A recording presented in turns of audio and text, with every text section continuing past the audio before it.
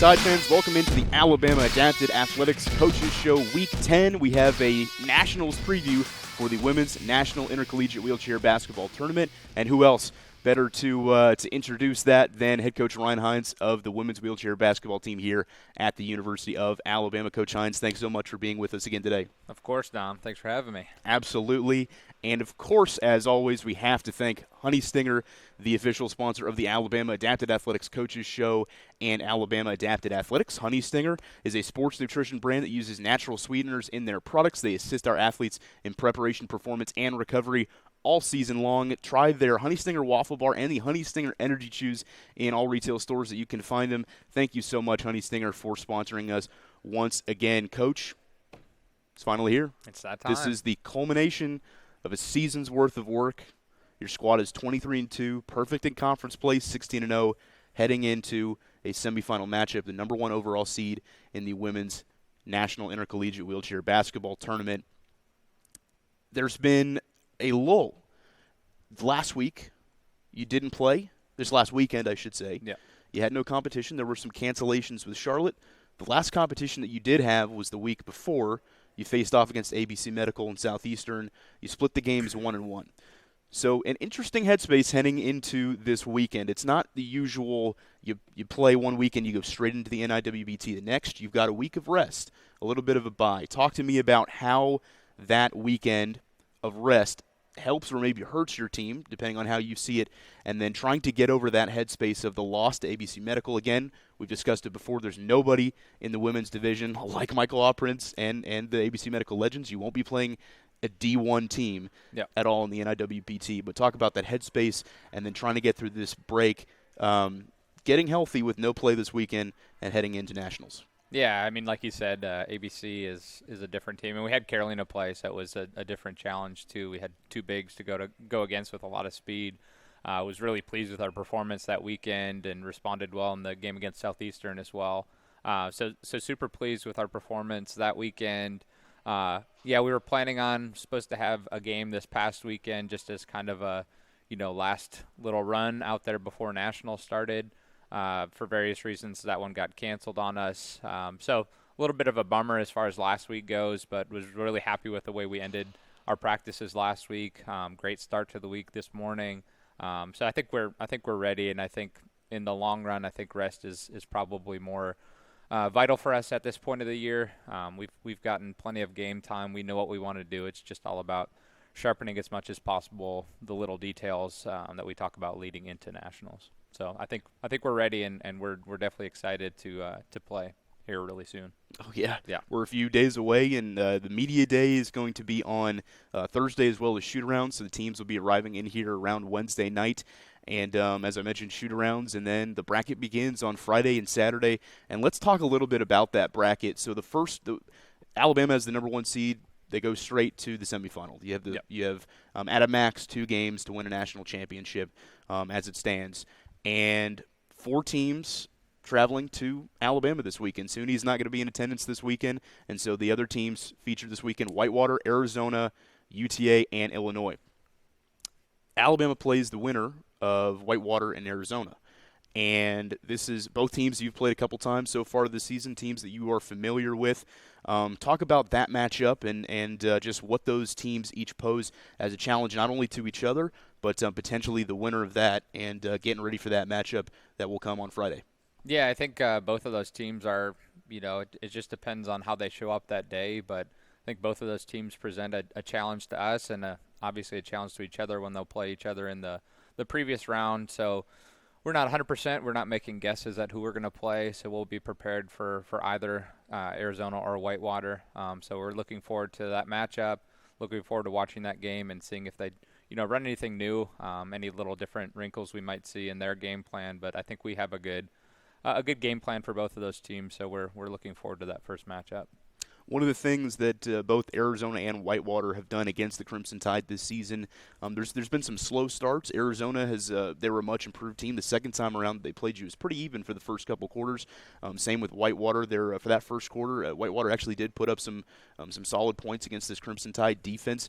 And talk about the slow starts, how you're going to try and avoid that here this weekend, and in front of potentially a large home crowd. You'll have the home crowd advantage for sure.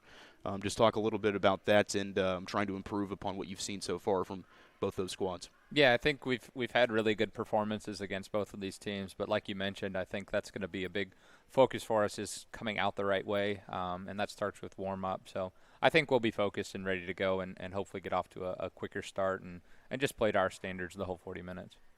Now, two of the other teams that I mentioned, UTA, Illinois, they'll be facing off against each other, and the winner of that is potentially going to play the Crimson Tide if they win in their semifinal matchup, and that could be the championship matchup potentially.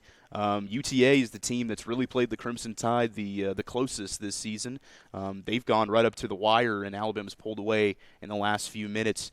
And Elodie Tessier, one of the best players for UTA, a very high-scoring offense. Zoe Voris, she's one of the bigs, one of the premier bigs in this league. Talk about trying to shut a couple of them down potentially if you were to see them, and then some of the players that Illinois could show off if Alabama does play them in that championship final. Yeah, I think both, again, just like the previous one, present different matchups, challenges for us. But, again, we've seen both of these teams. We kind of know what they have.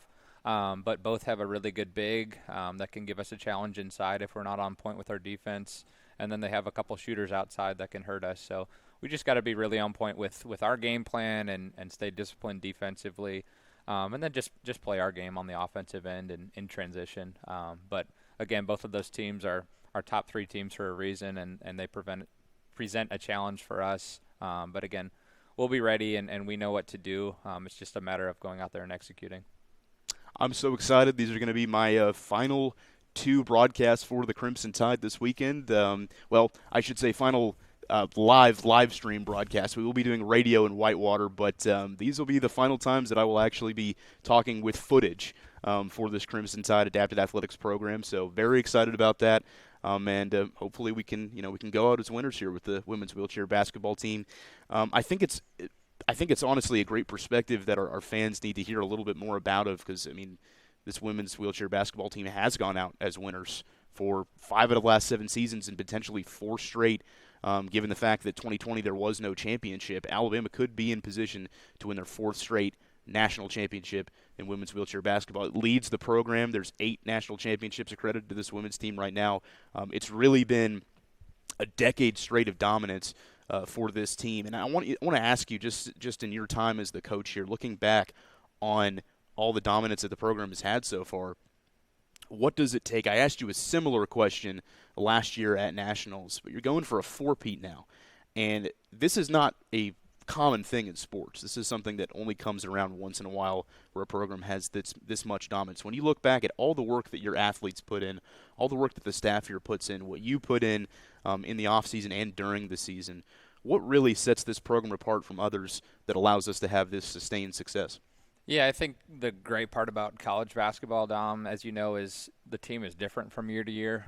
So, we might have won last season, but we're a different team this year. Even though a lot of the pieces are the same, we've added a few new ones to it. So it every year is different. Every year has a different feel, a different vibe. So I think that previous season might set the standard for the next one. And I think we've done a great job of that, of setting the standard, and that next wave that comes in knows, hey, this is our standard of play. This is what we're going to live up to, and the seniors and the older players on the team help maintain that standard. But, yeah, every year is different. So, yeah, last year was fantastic, a great group. We're focused on this season and what we can do. I'm sure, when I'm older and grayer, I'll look back and kind of remember it as a whole and how special this time is for this program and for myself and for the players that are here. It certainly is special. I've enjoyed being able to be a part of it for the last couple seasons. And, hey, all there is to do left is continue doing what we do best and just keep winning, Yep. Finally, Coach, I'll let you give your last little push here for attendance this weekend. Obviously, we've got a lot of media already that's surrounding this tournament. This is a nationals tournament, and there's teams from all over the country that will be here this weekend. This is a big deal for the University of Alabama and for the Adapted Athletics program. A home court advantage is huge. We could pack Stran-Hardin Arena. We could have it be noisy for every single game the Crimson Tide play this weekend. Give your push for students, for the Alabama community to be here to celebrate the Crimson Tide, potentially competing for a 9th program national championship for women's wheelchair basketball. Yeah, it's going to be a fun environment. Let's get people here. Let's fill it out. Like you said, we play at 6 on Friday night.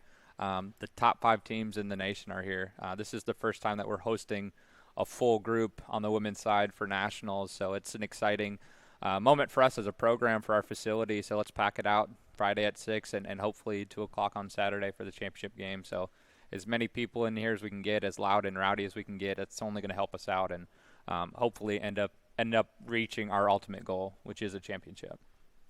And when are you going to be able to pay $10 to go see a championship game? That too. That's a good deal. I mean, that like if we're going to talk, that's a great pitch as well. But also, if you worry about that, I'm just saying, a semifinal and a championship game, and you're able to pay $10 for the whole weekend. That's a good point. So there's that as well. That's all I got to say. Well said, Dom. Roll Tide. Hey, you know what? Come and support the Crimson Tide this weekend at the Women's National Intercollegiate Wheelchair Basketball Tournament. Coach, that's all we got for you this time for the Alabama Adapted Athletics Coaches Show. Again, we want to thank Honey Stinger, all the rest of our sponsors for Alabama Adapted Athletics, Hollister, RGK, Jalapenos, Physiolite, ABC Medical, Truist, WVUA, Powerade, Way Ray Sheldon, Elite Production Services, and everybody. Thank you so much for supporting the Crimson Tide. The College Nationals website will have all the information that you need for College Nationals 2023. That is the website link, collegenationals2023.com. The link is in the video description below. Live streams of the 2023 Women's National Intercollegiate Wheelchair Basketball Tournament are available on BamaAdapted.com, the same site that you get all Alabama Adapted Athletics live streams all year. Same exact site for all games this weekend. Alabama plays at 6, as Coach Hynes said, Friday, March 10th. If they win, they will advance to the national championship game on Saturday, March 11th at 2 p.m. all times in Central Standard Time. Follow us on socials, Alabama Adapted, Twitter, Instagram, Facebook, YouTube, TikTok. I got to say all of them. Check back into YouTube for weekly episodes of the Alabama Adapted Athletics Coaches Show. Thanks so much, Coach Hynes. I'm Dom Taylor. Have a great day wherever you may be watching or listening, and Roll Tide. Roll Tide.